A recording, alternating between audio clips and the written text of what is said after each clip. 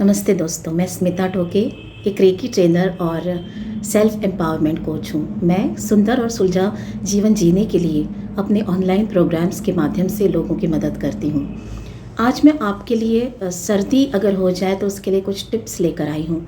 Actual क्या हुआ कि मैं अपनी एक सहेली से बात कर रही थी, जो कि एक वर्किंग प्रोफेशनल है और उसको सर्दी हो गई थी। तो उसको मैंने कुछ टिप्स दिए और मुझे लगा कि उसको काफ़ी हेल्प होगी। और फिर मुझे ऐसा लगा कि क्यों ना मैं आप सबके साथ इन टिप्स को शेयर करूं। तो लीजिए, ये टिप्स हैं। तो सर्दी हो जाए तो रोज़मर्रा के जो हमारे काम हैं उनको परफॉर्म करने में दिक्कत तो होती है और अनईजीनेस भी फील होता है। तो आप ऐसा कर सकते हैं कि यदि आपको सूट होता है तो आप कॉफ़ी ले सकते हैं। कॉफ़ी काफ़ी फायदेमंद साबित होती है। तो तुम्ही कॉफी घेऊ शकता यदि जर तुम्हाला सूट होत असेल तर तुम्ही नक्की घ्या. त्याने छान रिलीफ मिळतो आणि कॉफीचा जो सुगंध असतो त्याने फील गुडसुद्धा आपल्याला अनुभवास येतं. आणि त्याच्यानंतर जे आहे की अंघोळीच्या आधी सरसोचं तेल असतं त्याने थोडीशी मालिश करू शकता आणि त्याच्यानंतर अंघोळ केली जाऊ शकते. सरसों का तेल जो होता है वो गर्म प्रकृति का होता है, जैसे कि हम सभी जानते हैं. तो सरसों के तेल की मालिश की जा सकती है और यदि किसी के पास यदि कम समय है तो थोड़ा सा उससे लगा के और फिर तुरंत नहाया भी जा सकता है गर्म पानी से.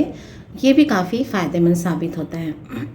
इसके अलावा मैं एक प्रिपरेशन आपको बताती हूँ ये काढ़ा बनाने के लिए, या फिर आप इसको सिंपली उबाल कर भी पी सकते हैं.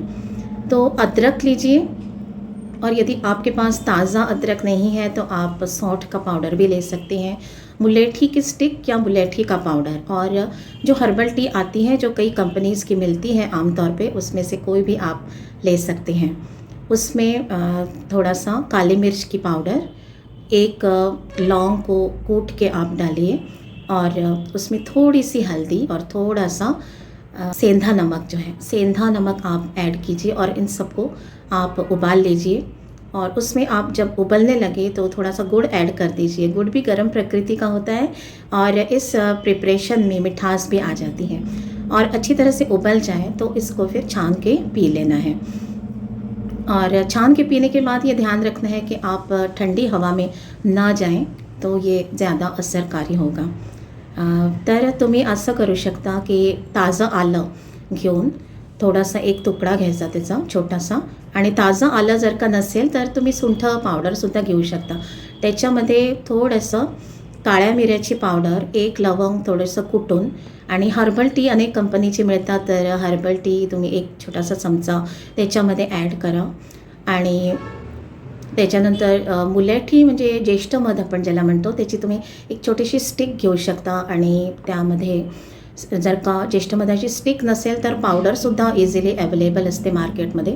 तर ज्येष्ठ मधाची पावडर थोडीशी ती पण घ्यायची आहे. तर आणि त्याच्यामध्ये जे सेंधा नमक असतं ना, जे उपासामध्ये यूज करतो, सेंधा नमक थोडंसं टाकायचं, थोडंसं हळद टाकायची आणि छान त्याला उकळून घ्यायचं.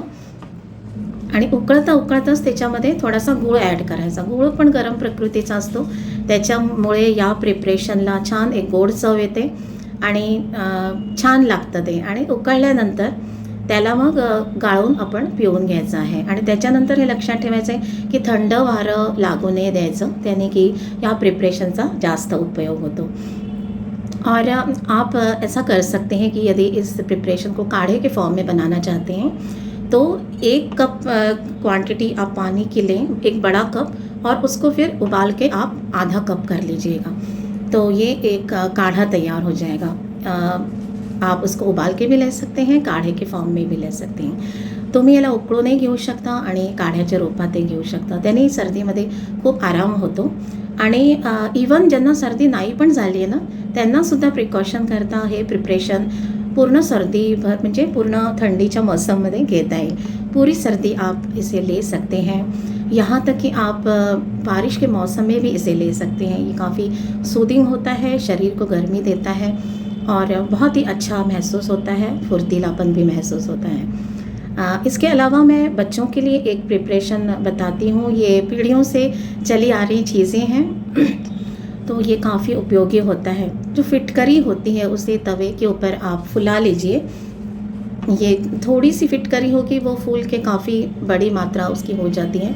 और फिर उसको जब ये ठंडी हो जाए तो उसको एक पाउडर बना लीजिए आप, आराम से उसकी पाउडर हो जाती है।